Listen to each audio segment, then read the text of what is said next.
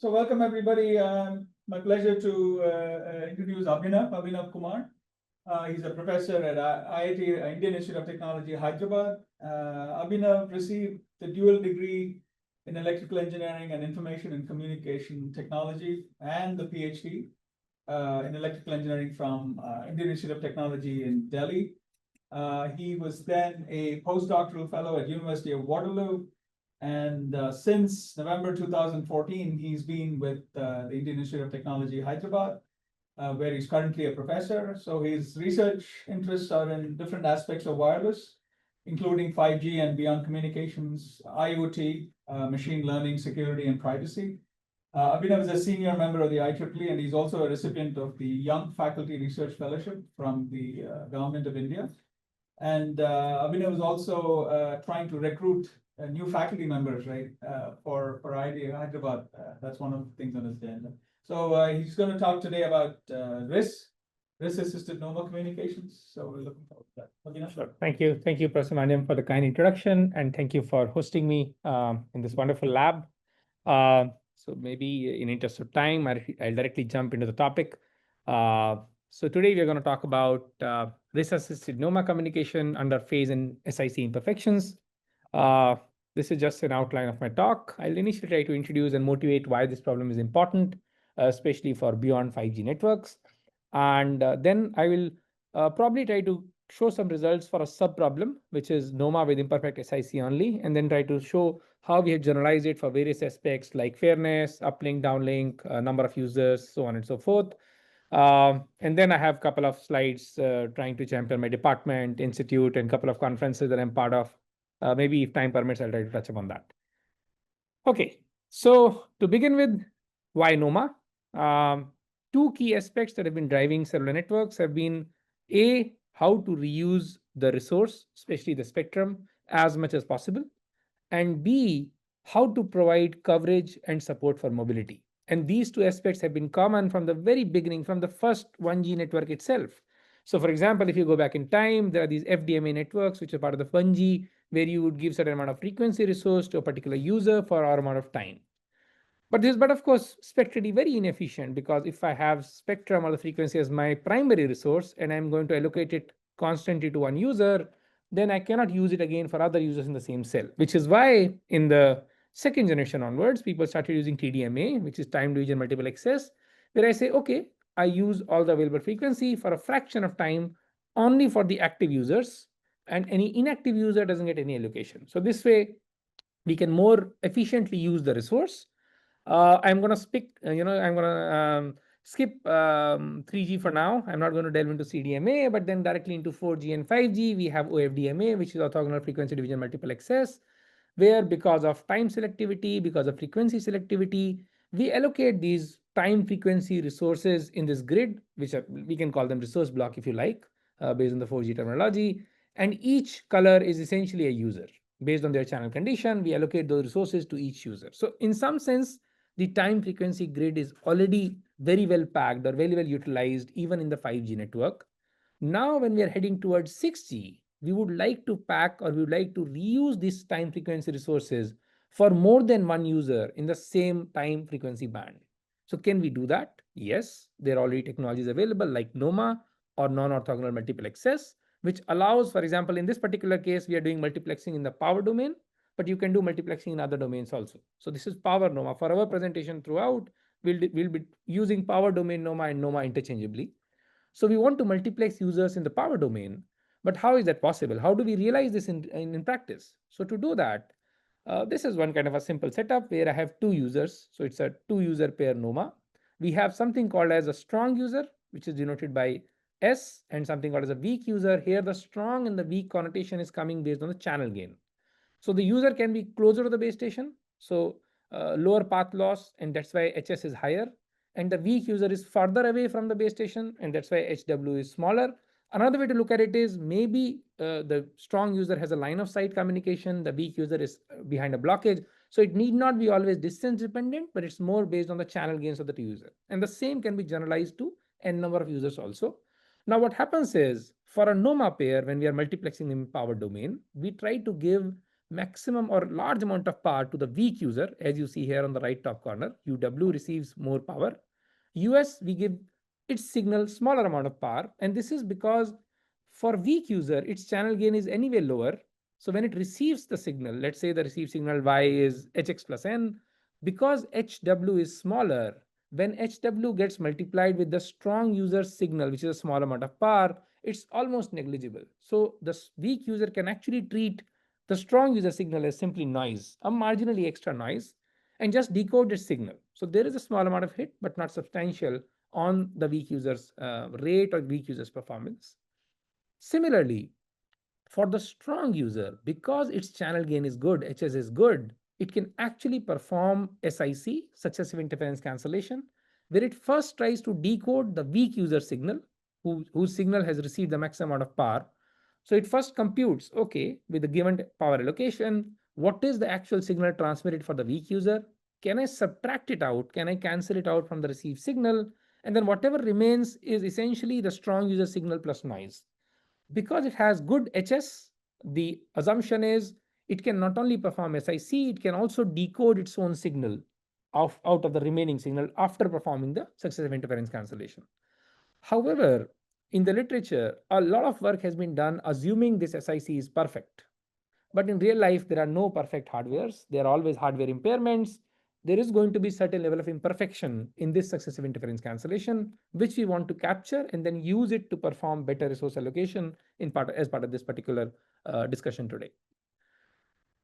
Another technology that we want to cover is RIS, reconfigurable intelligent surfaces. This comes from the other extreme. So as I mentioned at the beginning of the talk, there are two aspects, key aspects in cellular networks. One is reuse of the resource. Second is coverage. RIS tackles the second problem of coverage, where effectively what we want to do is, if you have a couple of users, as shown in this example, U1, U2 in blockage, can I provide coverage to these users by using a reconfigurable surface, which intelligently decides how to reflect or refract the signal or how to steer the signal in the direction of these users. Again, please note, this is not a new technology. For example, in 4G, there was a lot of work done for small cells, HETnets. But the challenge is, HETnets is a cost-intensive solution. So there are a lot of these small cells which have been deployed in 4G and 5G in Europe, in North America, but you will not find a similar level of deployment in India, because in India, it's a very price-sensitive market. So if you want a solution to be deployed for the next set of billion people in India, it has to be relatively cheaper, if I can put it that way. And HETnets is not a solution which is cheaper, because you need to install the small cell, you need to have some sort of capex, you need to provide the fiber optic connection, you need to have a test engineer to maintain that small cell. At the same time, it will have certain amount of power consumption because it is actively transmitting, right? So all those factors make it a costlier solution.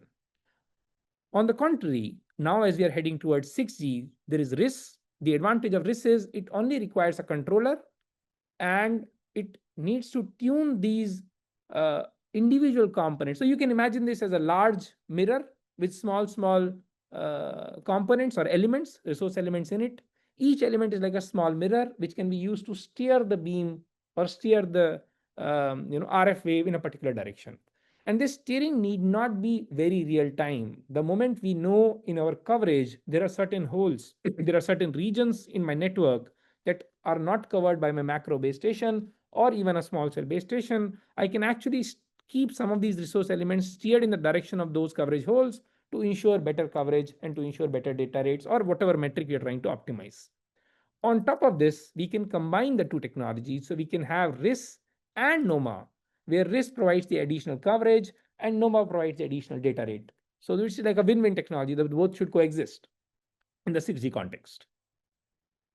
Yes. So this is you're specifically looking at improving coverage in holes where assuming that there is a good place to install the RIS. Yes. Yes. You have some rough frequency bands in mind? Does this make sense more than others? Or? So based on the frequency band, the RIS size will change. That's the only factor. So my understanding is if we have, and again, there is going to be some sort of rental involved, but it will not be a rental like a tower. It will be a rental like a wall. So I rent a wall with some sort of power supply, minimal power supply. And then this area, let's say this is a 1 by 1 meter square area. If you are operating sub 6 gigahertz, the number of resource elements will be smaller. And as you move up to millimeter wave, I can pack in based on lambda more number of resource elements. And now we are talking about terahertz. I think it'll exponentially increase the numbers. So that area is a function of how much space I have available on rent. And the number of elements is a function of which spectrum or the band. So currently we are not saying specifically for this, we're doing millimeter wave based because that is where 5G is, but it can be done for terahertz also. It can also be done for sub 6 gigahertz, but the number of elements will be smaller. That's a trade-off in some sense, given a fixed amount of area. I hope that, yes, sure. So are cellular deployments in India actively considering this? Because out here, it seems like there is no traction, right? Or at least I'm not aware of it other than academics working.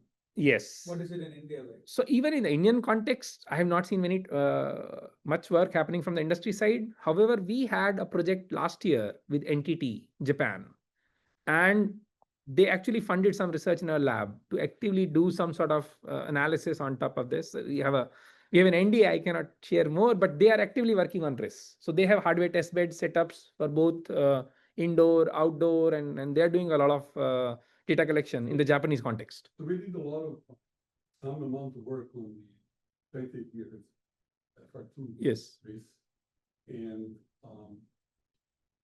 including actual measurements, and we do.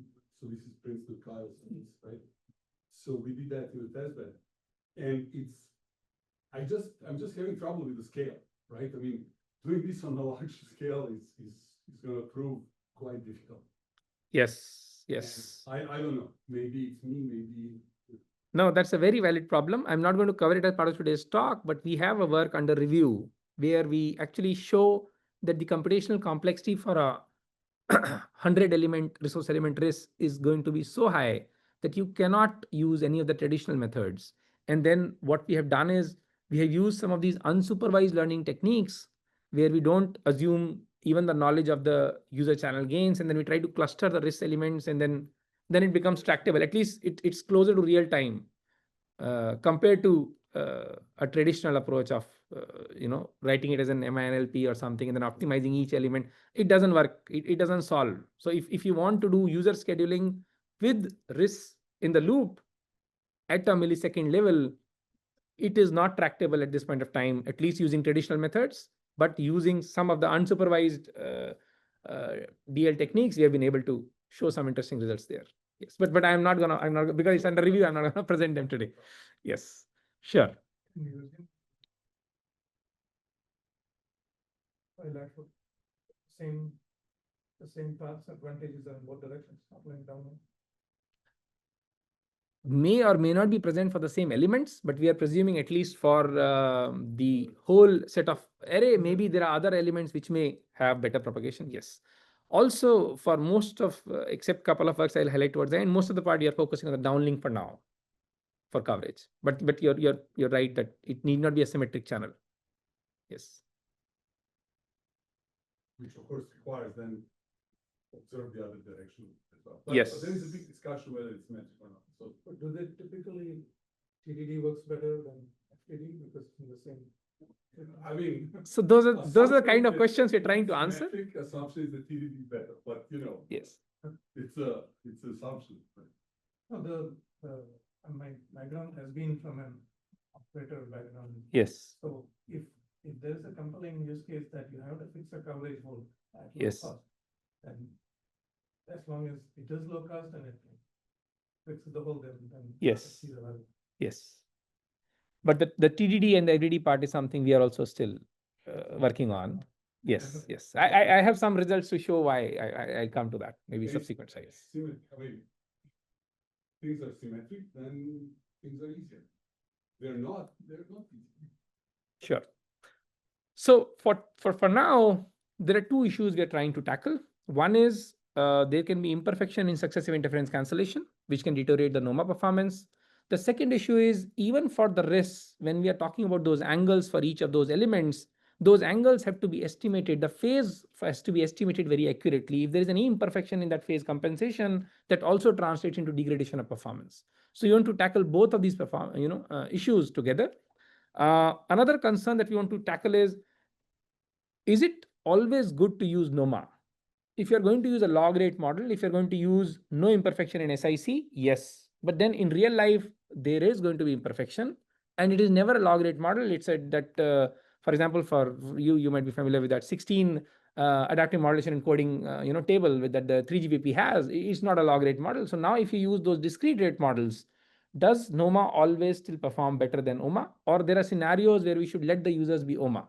Maybe if the imperfection is poor, if the imperfection is too much, probably it's better off to let some of the users as OMA users and not force everybody to be into a NOMA cluster. So that's something we'll try to answer as we go forward. And then we'll try to propose better user clustering and power allocation algorithms while considering imperfection in SIC and considering IPC. Right. So what we do is as follows. We first try to bound the performance of NOMA with imperfect SIC and imperfection in phase compensation. We utilize these very bounds to propose better user pairing algorithms for NOMA. And then we try to make sure that the performance is greater than or equal to the OMA scenario, at least then we consider them as NOMA, otherwise we let them as OMA users. We try to generalize this result to larger number of users in a normal cluster instead of just 2. And we also try to touch upon the concept of fairness. If we are going to pair NOMA users, how to attain fairness between the two. And that's a key issue which will be highlighted better as part of the numerical results when we reach there in a couple of slides. So just to set the context, the math part. So this is the downlink OMA-SINR for a user U on a subchannel, where HU is the channel gain, PB is the base station transmitted power, N0 is the noise, I is the interference component, right? It's a standard SINR equation for an OMA setup, where the corresponding downlink normalized rate is half times log 2 1 plus gamma, where this half is coming because of the multiplexing. So if you are considering 2 users in NOMA, then with respect to that, the normalized rate for OMA has to be half. Whether you're multiplexing in time or you're multiplexing in frequency, you're going to use half the resource only for a user at a time. So that's why this loss of half indicated in the OMA rate. Now, given this, without any loss of generality, we are assuming that 2 users, US and UW, where the strong user HS mod square is greater than HW mod square. We are going to give fraction of powers. So delta S to the strong user, 1 minus delta S to the weak user. Given this, we can rewrite the NOMA SINRs as follows. So the NOMA SINR for the strong user is going to be the received power at the strong user. So delta is the fraction of the strong user, PB is the total power, mod HS square is the channel gain square.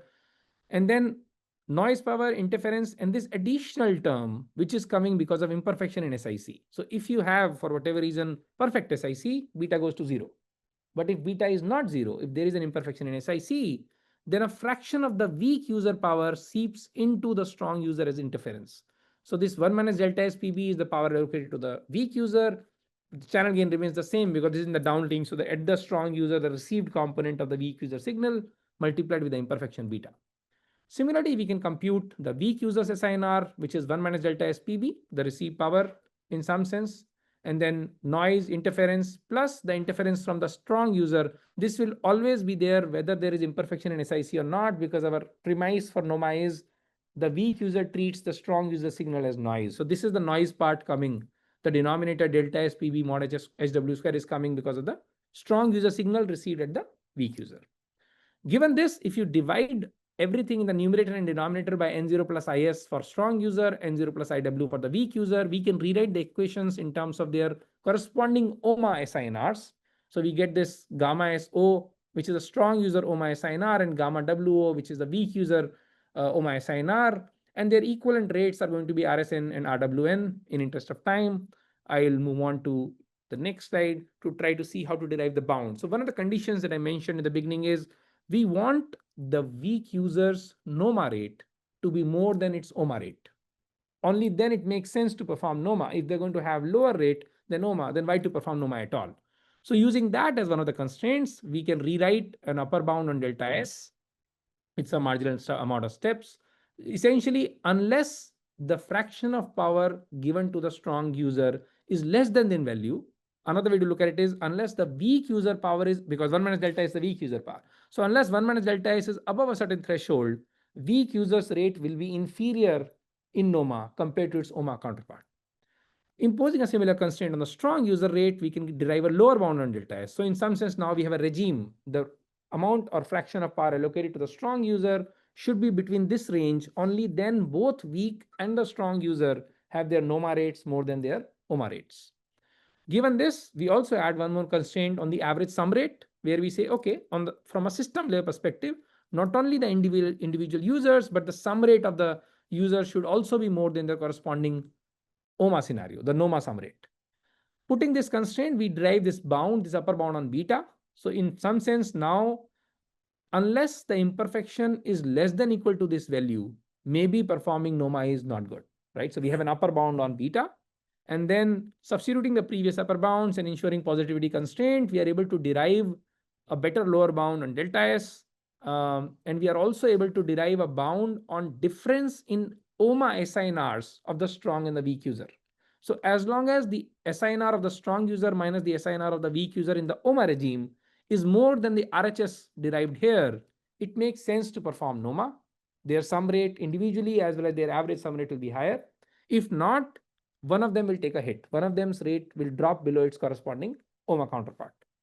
So where is the imperfection in SIC here? It's not The there. beta. Beta is the imperfection. Oh, beta is in. Beta is the imperfection. So in some sense, if the imperfection is more than this RHS, it makes no sense to do NOMA. We should stick with OMA if you want to be fair to both the users, right? At least one of them will be below their OMA counterpart rate. Given this, we propose this adaptive user pairing algorithm, which is as follows. So we just sort the users in terms of their channel gains, where let's say increasing number or the increasing index means a stronger user. So U8 is the strongest user in this regime. U1 is the weakest user. So we just sort them and then we start pairing top to bottom. So U8 to U1, definitely most likely their SINR difference will be above the difference that we have computed as a bound in this expression. And we keep on doing this. So case one is all user pairs satisfy our delta. In that case, we just pair them as NOMA users. But of course, this example is for even number of users. If we have odd number of users, we keep the central user as the OMA user. So if there are 9 users, U5 should be OMA, because you cannot pair if you're doing 2 user pairing, right? Case 2 is maybe the users which have the closest OMA SINRs, U4 and U5, they don't meet our bound. So then we cannot pair them as NOMA. What to do? So one option is, in that case, we can swap U5 and U6. Because U6 has a higher SINR than U5, now U6, U4 difference should increase, because U6, in some sense, you can look at U itself as the SINR for now with a slight abuse of notation, or gamma would be appropriate word. So gamma 6 is more than gamma 5. So gamma 5 minus gamma 4, if it was below the threshold, maybe gamma 6 minus gamma 4 will be above the threshold, right? So if that is the case, just swap them, and both of them meeting the requirement, nothing needs to be done. They all can still be paired as OMA. Sorry, as NOMA. However, there is a case 3 possible where no matter how many times I swap these users, the swapped users difference in SINR with U4 is always below the threshold. In that case, it makes it is better to let U4, U5 as OMA users. And we can recursively keep repeating this. We can now go to U3, U6. If they're also not meeting the NOMA requirement, even after swapping, let them be as OMA users and keep continuing till the bottom of the stack. Worst case scenario, U1, U8 also do not meet the bounds, then all of them have to be OMA users, right? Best case scenario is case 1, and we can operate somewhere in between in case 2 and case 3 also, right? Yes. You need a bigger difference in channel conditions for NOMA to make sense. Yes. So that's the bound we have derived. So as long as the channel difference, which is the left-hand side, or well, not channel difference, SINR difference. As long as the SINR difference is above the RHS, they can be paired as NOMA. If not, then no. So with that is the same algorithm represented in an algorithmic fashion. Maybe in interest of time, I will not go into this one, but I'll try to highlight the results because they are very interesting. So one thing is, our original assumption was if the imperfection in SIC beta is large, the NOMA rate drops below the OMA rate. So this is based on a log rate model. But as you see here, the average sum rate after a certain point in beta, let's say 0.03, it drops below the OMA average sum rate, right? One more interesting fact is that because we are using average sum rate, we are adding the rates directly.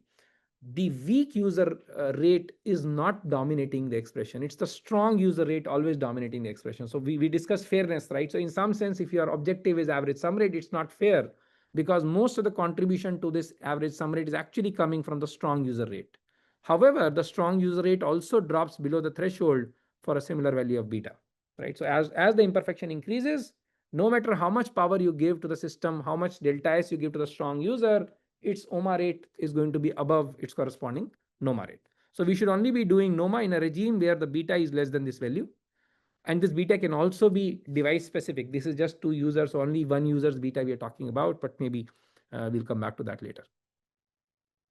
We redid the same experiment with a discrete rate model. So now imperfection is same, SINR calculations are the same, but the rate calculation is not the log rate model. The rate calculation is take the SINR, map it to that spectral efficiency table that you have in 5G or 3GBP standard, compute the corresponding spectral efficiency based on this input SINR by selecting a suitable MCS, and adaptively do this. So if we adaptively do that, we still see a similar result. The value of beta shifts, but as you see here, and that's where the discreteness here. So as you move in the beta regime, there is a point where the discrete rate model's average sum rate drops below the OMA average sum rate. And similarly, the discrete rate sum rate of the strong user drops below its corresponding OMA rate. So that drop is visible even for the discrete rate model, which in some sense confirms our original assumption that although we are using a log rate model to derive the bounds, but the trend is still valid for a discrete rate model.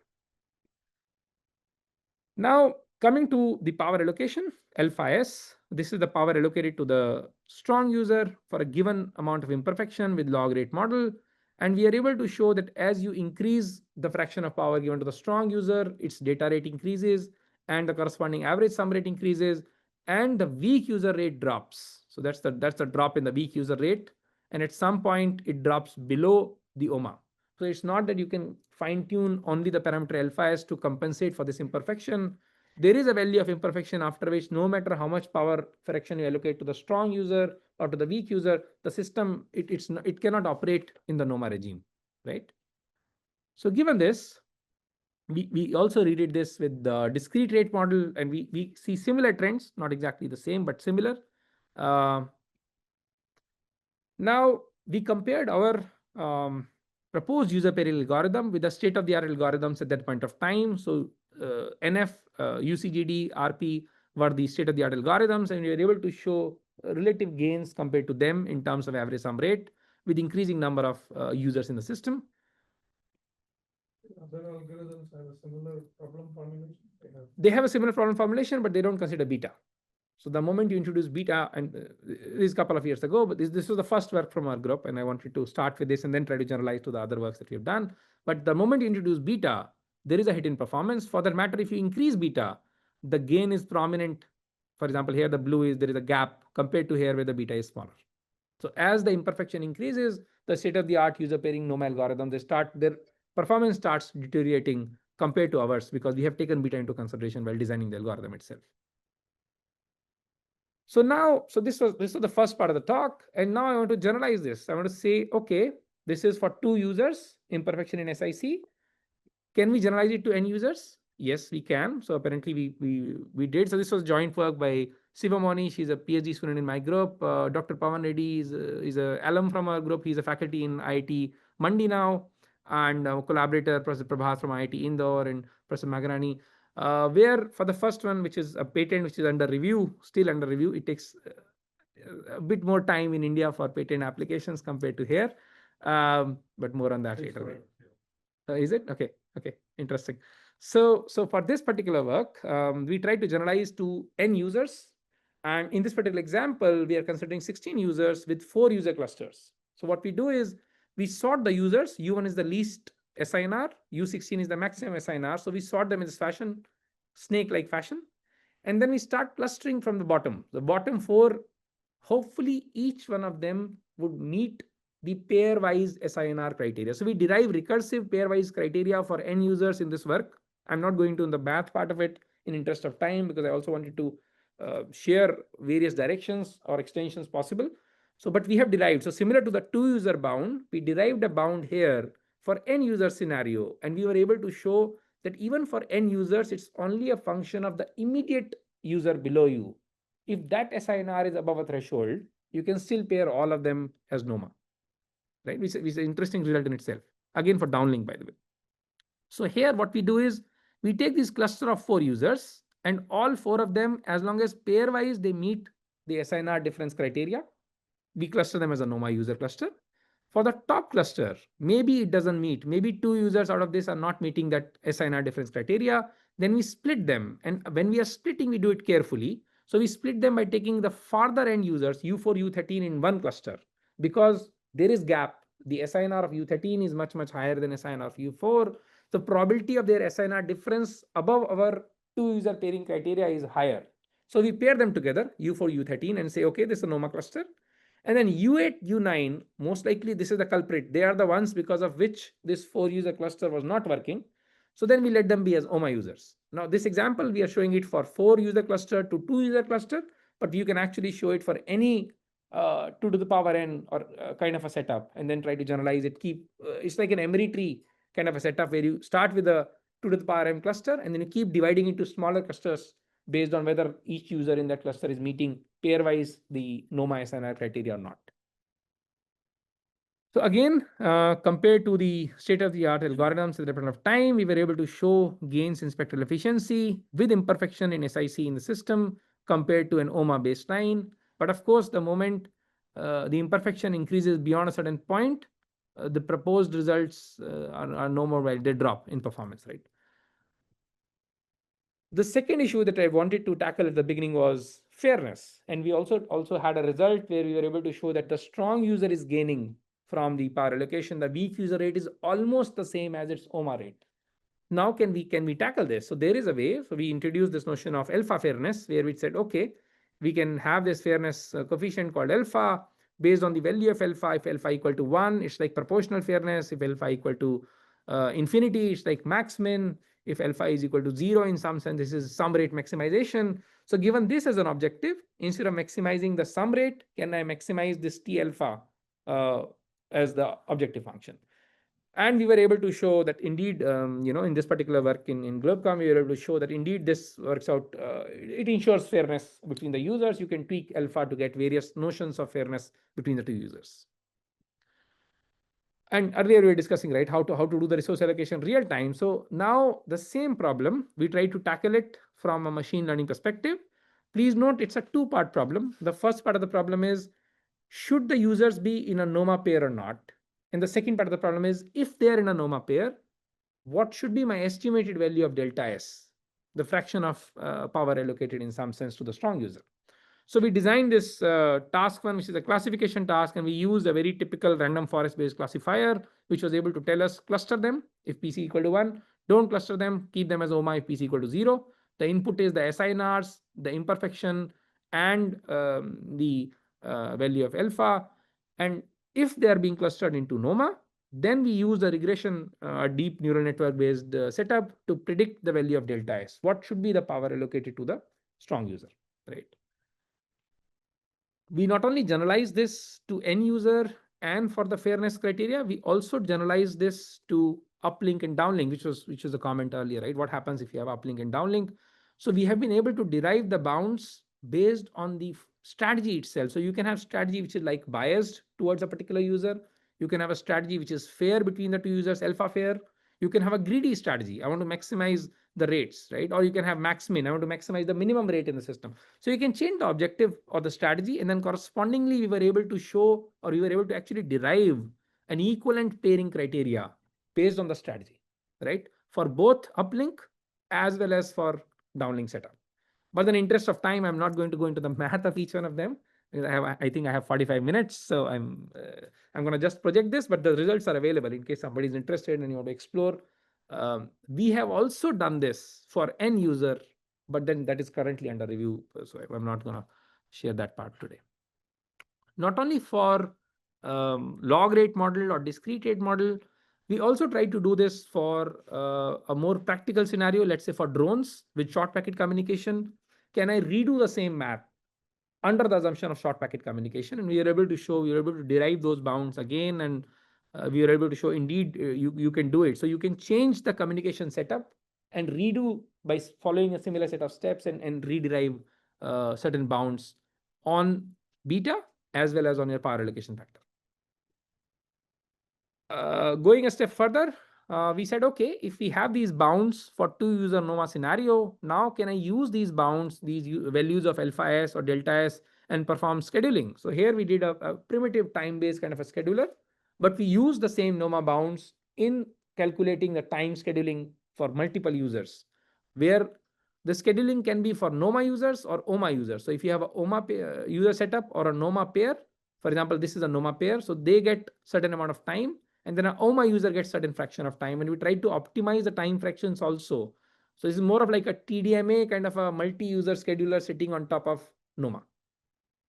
We are still trying to generalize this for an OFDMA kind of a setup. So if you have an OFDMA and each resource block has multiple NOMA users, how to do that? But that's a bit of a more challenging problem.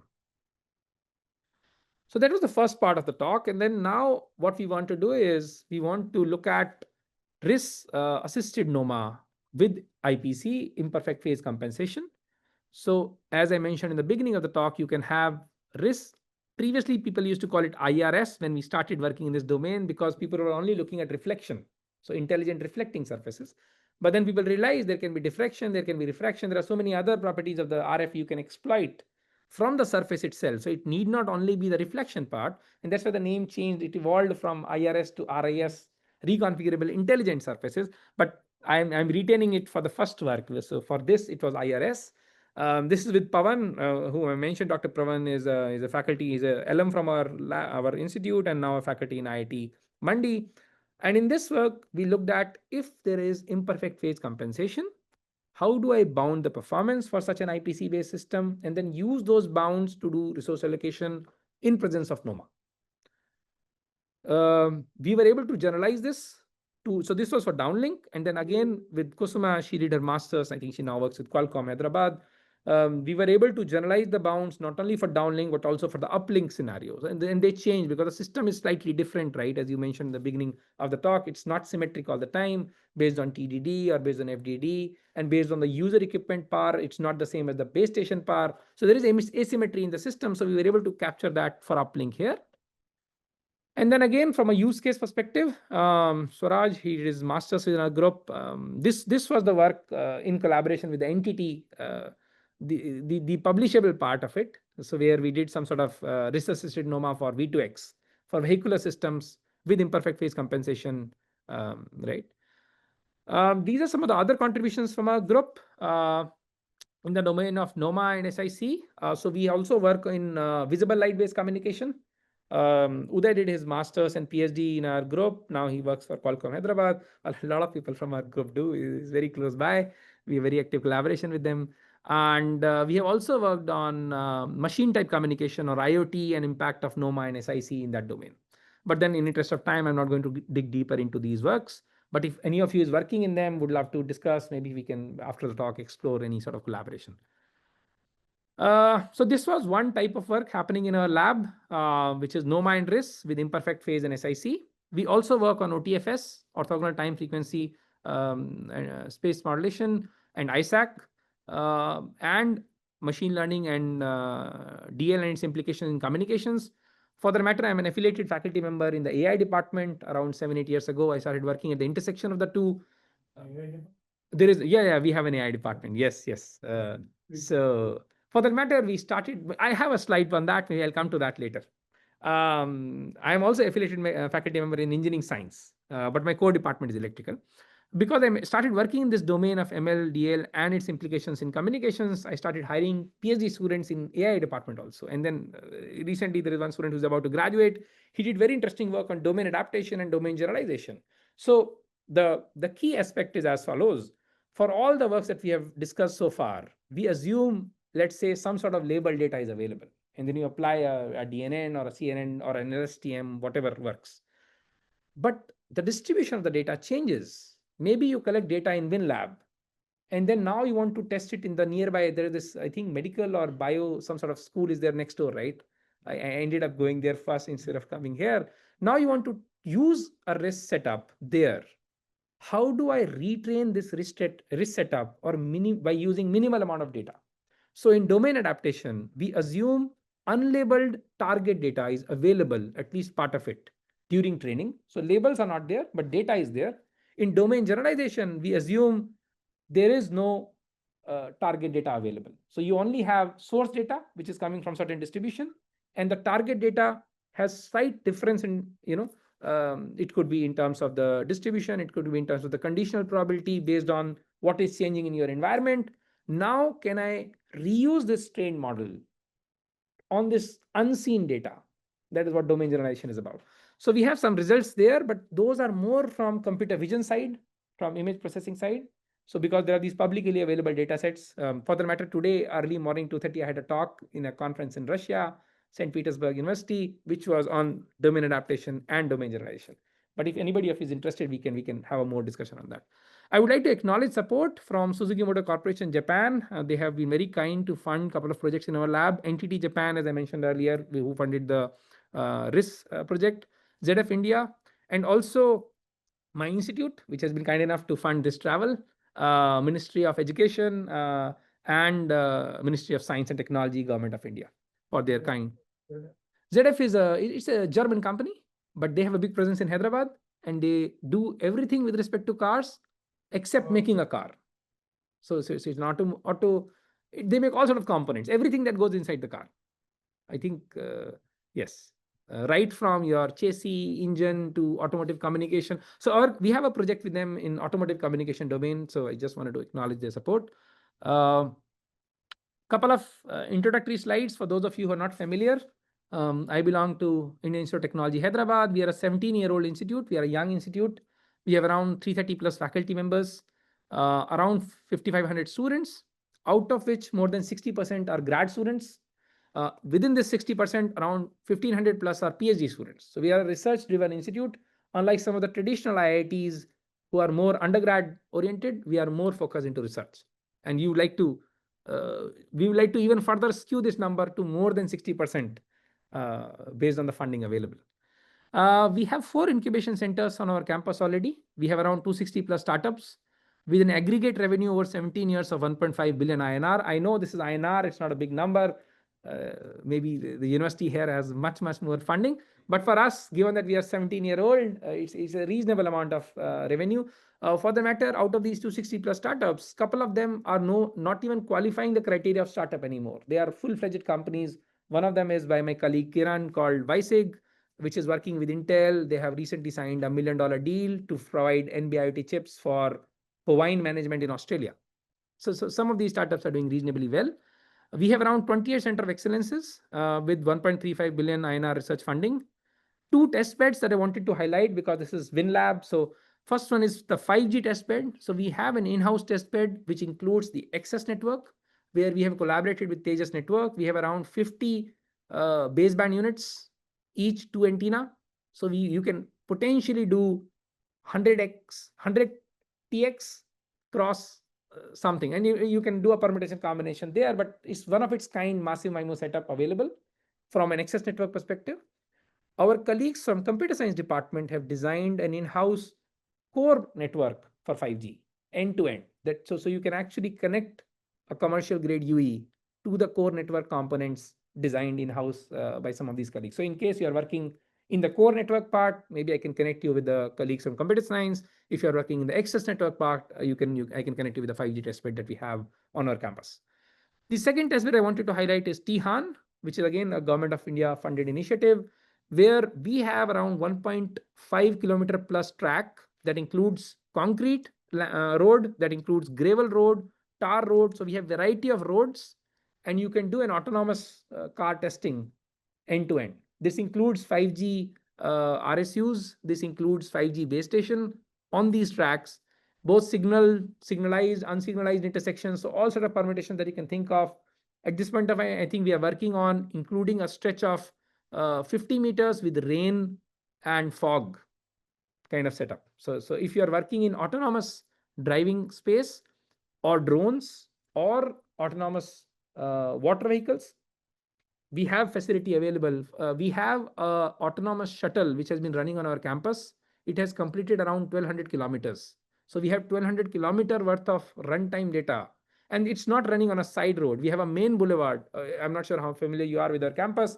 It's more stretched along the north-south. So there is this road from south entry, which goes all the way to the main academic zone in the north, 2 kilometer stretch.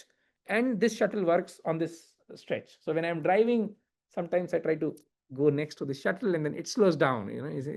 So it's not like a closed environment shuttle. It's an autonomous shuttle running in real time. All visitors are using that main boulevard, and we have data for 1,200 kilometer worth of run there. So in case you're interested, we can also see how to collaborate. It includes LiDAR, includes stereoscopic camera, includes all sort of communication devices data on top, right? Coming to the AI part that we were discussing earlier, we have a department of AI. I'm one of the affiliated faculty members. We started it around 7-8 years ago. When we started it, it was a virtual department. We had around 27 of us from computer science, electrical, like myself, physics, chemical, mechanical, all sort of people who work in AI, ML, or who work in application of AI, ML in their domain. Like I am an end user. I don't claim to be a AI expert, but I use it in communications, for example, right? So we came together to start a department. We were the first ones to launch a bachelor program. We call it a BTech, Bachelor in Technology. So we were the first one to launch a bachelor program in Asia and probably the third one globally. There are 2 US universities who did this before us. The program is doing really well when it comes to placements, higher studies, and all sort of those indicators. We also have started a bachelor's program by my department in IC Design and Technology. You might be aware of how post-COVID things have changed. People are looking at alternate supply chains for semiconductors, and India is trying to position itself as one of those key suppliers. The curriculum we designed for IC Design and Technology has been adopted by AICTE, which is the Indian government body, regulatory body for curriculum. And that has been now being used by more than 100 institutes in India. So we were the first ones to launch this BTech program, I think 3 years ago. And now that curriculum is being replicated across multiple engineering colleges in the Indian context. I just wanted to highlight these two because they're in some sense probably might have interest to guys here in this talk. I'm also at TPC for Conference 2026. The main paper deadline is done, but the workshop and poster deadline is still there.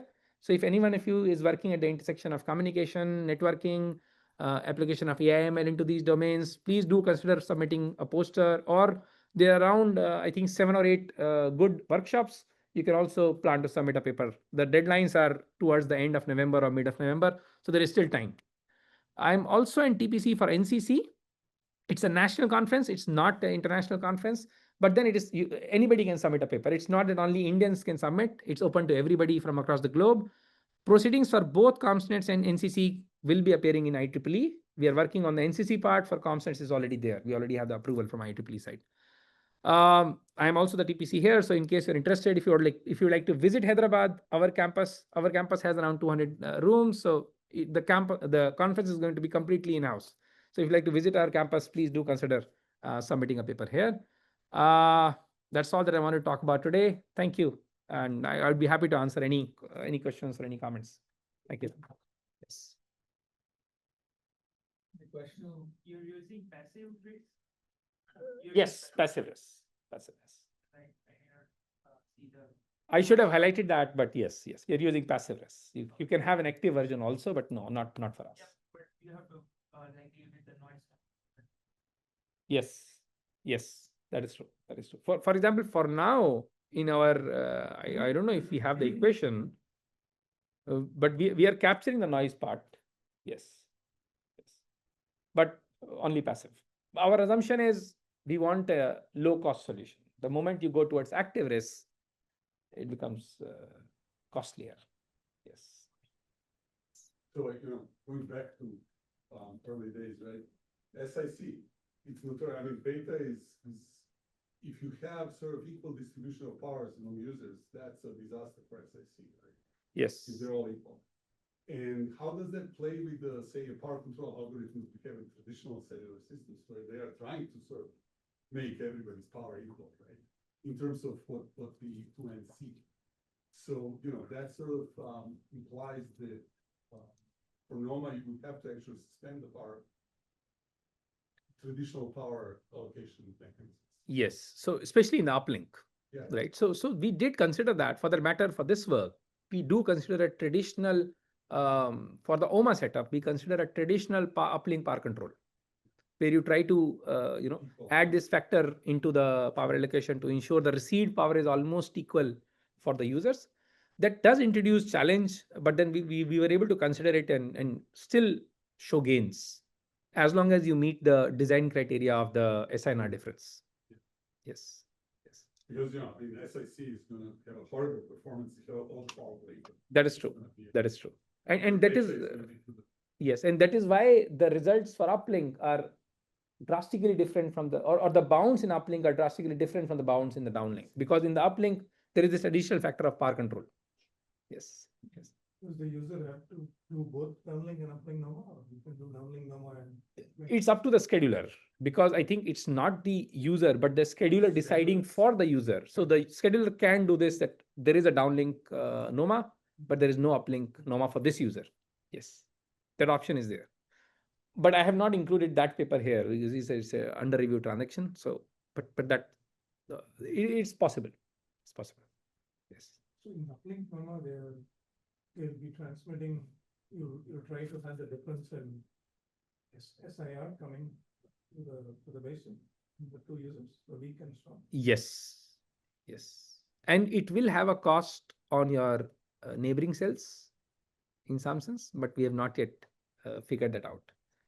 So for example, here we have assumed an average interference kind of a scenario, but the moment you have a multi-cell scenario, and then in uplink, if the moment you don't have equal powers, there is going to be this asymmetric interference. So that's a The strong channel is going to yes. transmit. I mean, you make sure that it has a higher power coming in than the weak. That's only way to work. Converse. To do NOMA, the strong channel one needs to be given lower power, and the weak one needs to be given higher power. So in some sense, NOMA is also doing a power control in itself, because we're giving more power for NOMA to this user. But then what happens is, because each of them have their own power, it's not like base station that we are doing a fraction.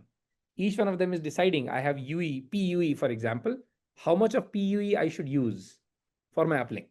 On the uplink, if you still want the edge user to have a higher uplink receive power, that means you're really starving the strong channel is not using the highest CS value. Yes. Yes. So there is a hit. Not intuitive that you would come out ahead. So that is why it's not all the times better, but there are regimes where it is. Yes, but you're right. You're right. So if you look at it from a pure OMA perspective, maybe it's better off certain amount of times for the strong user to simply use the maximum uplink power or whatever is allowed as per the base station, and then transmit. But then what happens is you lose in the multiplexing gain, because if you're doing uplink NOMA, even if for a fraction of users, they take a hit from MCS, let's say instead of 16 QAM, they start using 4 QAM. So, there is a drop. Or in 16 QAM also, there are these multiple codes, right, based on the code rate. So maybe I'm not operating at the highest spectral efficiency based on the code rate. I drop 1 or 2 levels below. So there is a drop in the spectral efficiency, but it could be compensated because now I'm doing NOMA. So I have twice the resources. So you're just piggybacking on. Yes. Yes. So and that is why there are regimes where it is actually better to do NOMA, even if there is a drop. Yes. So then the same uplink user probably will need resources because you're. And it is actually getting more. It's getting twice the number if you do NOMA compared to what it was getting. Again, it's a very crude calculation, but if these are the only 2 users, it's getting twice the resource in some sense. Yes. So is there any NOMA that has been sort of is being standardized as part of 3GPP? I'm not sure. I don't think No. so. No. I mean, they're talking about it, but nobody came up with standard. Yeah. Not yet.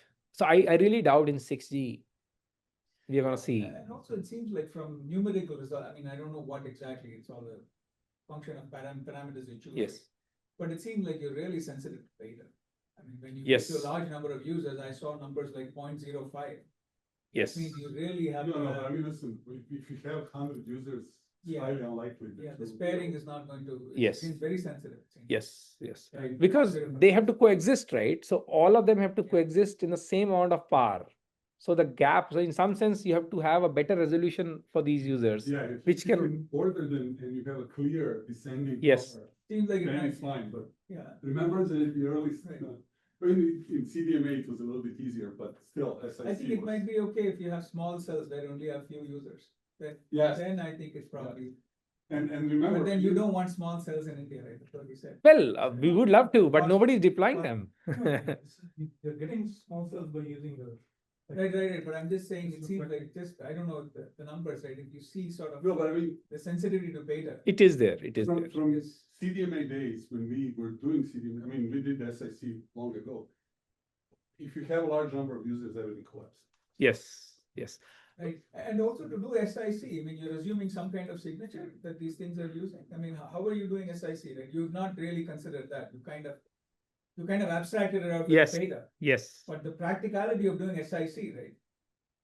Seems like essentially CDMA, it worked because you relied on the fact that you had a signature, Yeah, you could easily. right? So are you Easily using subtract. some kind of a signature here? I mean, some kind of, No, we have abstracted out that part. yeah, but, I know you have, but I'm just asking in practice. Yes. For But they people would have to considering do this, something more.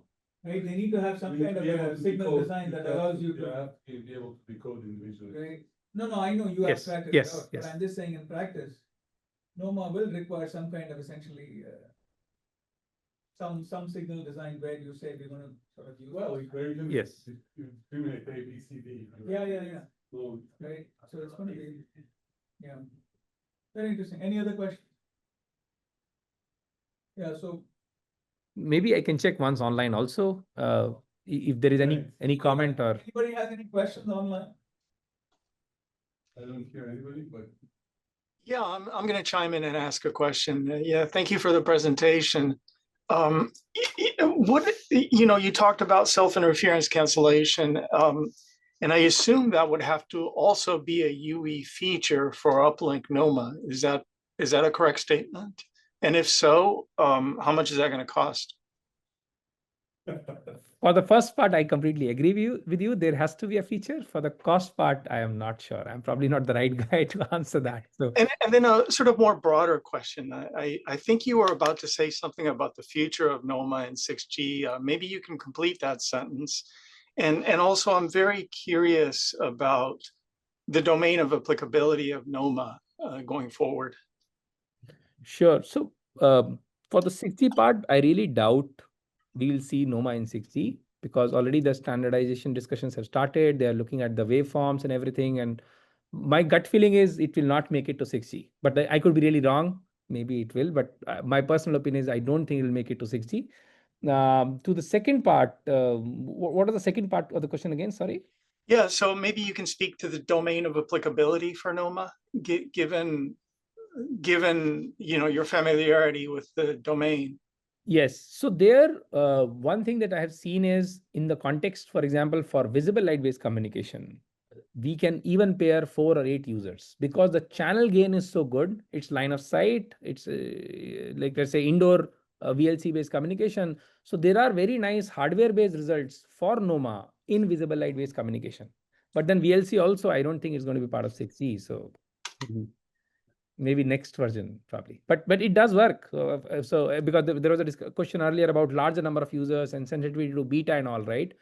Because we have line of sight communication for multiple users in VLC, let's say in an indoor scenario, we can actually multiplex a couple of them up to 4 or even 8 of them in some cases, and they still the NOMA works with hardware. That kind of results are already there in the literature. Yes. Thank you. Thanks. PLC is nothing to do with this, right? Just something NOMA. infrared or something. No, visible light. Normal visible light. So you take the LED, you blink it, like do on-off kind of keying. Multiplex it by. Right. Yes. It's very interesting. We have done some work there for on-off keying, a lot of work for the matter. We had a project many years ago. Yes. Stopped working on it. We did. It's actually very interesting. They used to, in this market project, right? Yeah. Used to talk about having the stop lights on the Yeah. car.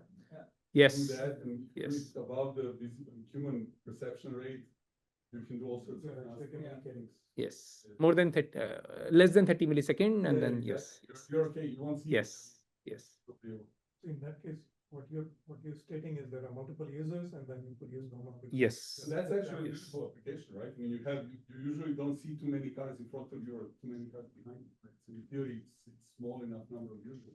And for that matter, we did studies during daytime. So it's not only night. In daytime also, up to 200 meters, we were able to communicate very easily using very low cost equipment. Like not the car LED. Car LED is very high wattage. We were able to use off the shelf those less than a watt LED, and we were able to get ranges like. Yeah, it's actually, Yes. It was it was here on the ceiling, We right? did a Okay. project many years ago. You right? can Yes. still do a laptop, right? I think in terms of Yes. your laptop, Yes. has a So, LED sensor and so, you had something. so in fact, we had coined a term called VMIMO, Yeah. Okay. visual MIMO. Visual MIMO. Yes. Right? So one of our students who worked with Marco and me, that application. He's actually not. He's a professor at Georgia State. Yes. So the only challenge we also did some implementation there. The biggest challenge was the uplink. Always. The downlink is fine because the LED is there to eliminate, right? But what about the uplink? So either you do a hybrid RF uplink and VLC downlink, or you put an LED here and then that becomes tedious, right? Because now there is a light here. Nobody likes a light next to the laptop, right? The already screen is there. So yes. Or if you use screen. Yes, yes, you can, but then you have to orient it. Yeah. Yes, yes, yes. What Sorry. kind of frequency like we can use it, like light communication? Oh, for light communication, visible light range, the 300 terahertz and then 300 to 700 terahertz, if I'm not wrong, I could. No, I mean, the modulation is the problem, right? So you have to modulate it, and that has to be above human perception, because otherwise, we will all start twitching eventually. And you don't have to fully turn it off. You just have change to the Just intensity. dimming is enough. You just dim and dip, as long as you don't react to it, right? I think it's okay. If it's faster, then. Because one of the concerns I remember when we first wrote this proposal was people were worried about triggering epilepsy. Exactly, big time. If Right? you When fully you have turn sort it of off, flashing Yes. lights. So, yeah, people were Like, sensitive. what is the frequency of the flashing? that depends on That depends. how much you want, I mean, if you Yeah. want a gigabit per second, then. That is go the up. data rate, right? That's your data rate. But that is one of the bottlenecks. So what happens is these LEDs, they have very high ampere rating. So for example, typical LED also can be like what we use for lighting. It can be like more than 2 amps. Now more than 2 amps, when you do that flickering, if you try to do it at higher rate, the hardware becomes difficult. The power amplifier and the circuit becomes a challenge. So that's the bottleneck we hit when we are trying to do at higher rates. Also, I also did some laser communication. Yeah, sure, you can do it with the laser, I mean. That's OWC, right? Optic. Full man's laser. So I think a while back, someone in this visible light, people have said, airplanes and trains are very special situations where the user is fixed. So you can point a device sailing up if you yes, have multiple visible light to each seat. That's the very, very niche. yes, yes. So on coming back to the Yes. so is that part of the test plan? Idea? No, we are still working on the hardware part. So for our study, we collected data in the entity testbed for the publication for some of them, but we are trying to set up our own. One of the challenges is the license, because if you want to do it at, let's say, sub 6 gigahertz or millimeter wave for cellular bands, we need to take a license. We can get it, but then it has to be aligned with the project. Yes, but we don't have a Government of India project for RIS at this point of time. So getting a license would be a bit difficult.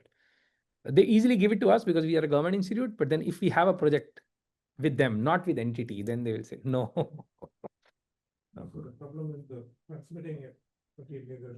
No, getting a license for that. Yeah, I know. Yes, but yes. It's not the getting the risk itself. No, RIS itself, we have a very nice material science. I think earlier you were mentioning, right? We also have very active material science department. We are trying to collaborate with them for the hardware part, but we are trying to do it for the unlicensed bands so that we don't face the issue of the license. And then maybe we are headed more towards a Wi-Fi RIS than a cellular RIS. Not yet. Yes, I thought we did after lunch. sure. Thank you for the comment. Any more questions online? Please feel free. If not, thank you again. Okay, thank you. Thank you. Thanks.